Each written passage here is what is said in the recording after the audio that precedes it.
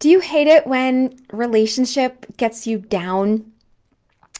Or do you love it when relationship is supportive and energizing you? Right? It's probably a yes to both of those. And here's another one. Do you ever notice there's like this one person in your life that just doesn't have the same tact as other people, or the same manners, or the same common sense? And it annoys you that why doesn't that person get it? I mean, everyone else understands the rules of life. For what reason is that person not following the rules? And then you feel a reaction to them not following those rules. Well, here's the deal. That person is planted there in a way to give you that perspective of that difference. And then we get to choose how we're going to respond to that. And what we're going to learn from seeing them be that way and seeing our response to them. Because there's so many layers to learn about ourselves. My name is Avital. I'm known as a healing breakthrough facilitator.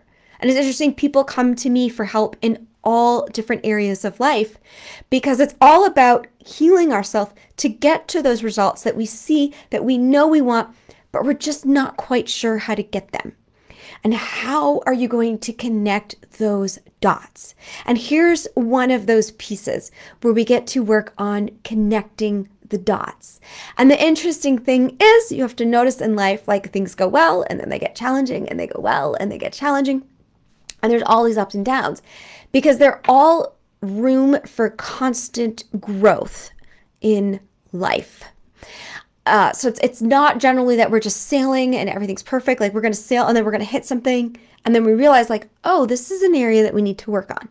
This is the key to understand where we can take ownership and create greater freedom. But it's very hard to notice that, to notice the challenges that are coming up and to figure out what our part is in them. And then to be willing to take that ownership. I know I do it constantly. And here's the thing with this and what codependency is. Because in relationships, and when you take relationship programs, they sort of create a benchmark of, here's the amount that's considered codependency and here's the amount that's not. But I want to say that most of us, almost all of us, are probably having, in a different definition, codependency to some level. Because anytime, number one, we have a reaction to someone else, and number two, we just sort of wish that they would just change what they're doing so that we could feel better. That's a codependency. But imagine the freedom that if they didn't need to change how they're acting, and you could find the space in you to not have that same reaction, to just feel fine no matter what they do, how free you could be. It is so easy to just wish for somebody else to change, but is that really in our power? And guarantee, maybe you do convince somebody to make that change for you. Somebody else is likely to come along and do that thing again that annoys you. And you can't control everyone. The only thing you can control is yourself. So while it's not easy sometimes to turn things inside and to take that ownership, and it can be challenging in the process of that, there's a light at the end of the tunnel. There's something more freeing and beautiful at the other side of that. I just say that because I notice that time and time in myself over and over again, and time again and again with my clients, and watching all the improvements that they're having in the relationships that they have and how they respond to people. And I love this because one of my clients was having all these social issues when we started working together. And I kid you not, anytime that I'm, with him and there's other people and I see those other people later, they're like, who was that guy? Like, he seems so cool. Like, I really enjoyed him. And And then you create even greater magnetism for not having those challenges anymore. I mean, I truly believe that these challenges keep coming up until we learn to clear what's going on inside ourselves in response to them, or we learn to just love them as they are. It doesn't mean you have to like it. It doesn't mean you have to want it, not even necessarily enjoy it, but continue to have the exchange and the flow of love. Yes, easier said than done, for sure. That's like a constant work in progress, but that's the practice. But think about this for a moment. Being in a state of agitation in response to somebody, one, how does that feel in your body? Okay, now think of sending them love. How does that feel in your body? It feels better, right? And think of the feeling of agitation, like, I wish they would just change.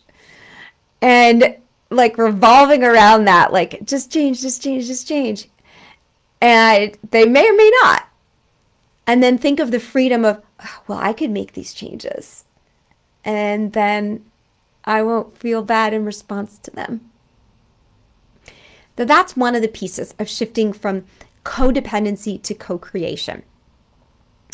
But here's the other piece, which is very, very helpful. One of the things that I mentioned, if you've heard me talking, is that we're either in a state of processing or in a state of creation. And I would call everything that has to do with codependency being in the state of processing, where it's creating from the past. Because even if something happens now, in the next moment, when you're trying to get it to be different, then you're focusing on the past. And creation is creating from the future. And what's one thing in relationships that also can inspire you to work more together and have a higher purpose for being in harmony and for being connected? And that's when you have mission or purpose aligned together. And it's as simple as we want to raise amazing kids together, right? If it's a romantic partnership. And then there's business partnerships, and sometimes they're both. But you're creating some form of work together, and you're giving something to other people. And when you're consumed with what you're creating, it's also harder to be in that space of codependency.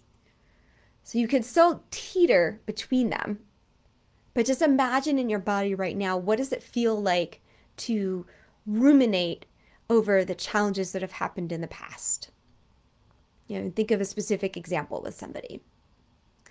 And how does it feel in your body to focus on what you could be creating with them or with somebody else who's more open to creating with you? What do you want to create in your life? I'll make a side note for you. You may or may not, even if this seems great, automatically get yourself to go there. And of course, when you're working with me, if you're meditating with me in the Sit and Succeed program, then you're getting the opportunity to kind of raise your vibration over these challenges that come up, which is going to make it easier to go more and more and more in the direction of creation. But the other side of this is also, I think I lost my train of thought. Always fun when we do that, but let me take a sip of water.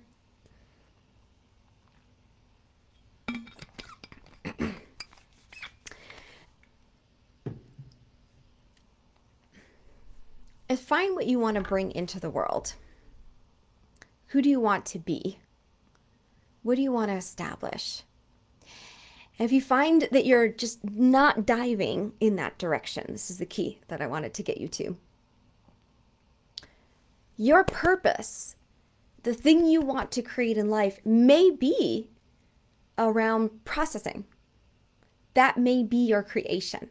And so I just wanted to also give you the opportunity to say, it's okay for me even to live in some of this codependency, because I'm getting something out of feeling the response that I feel.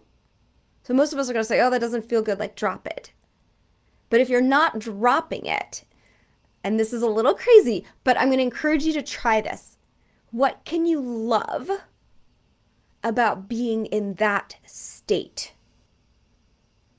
What can you love about having the human experience of this array of emotions and experiences that you can have?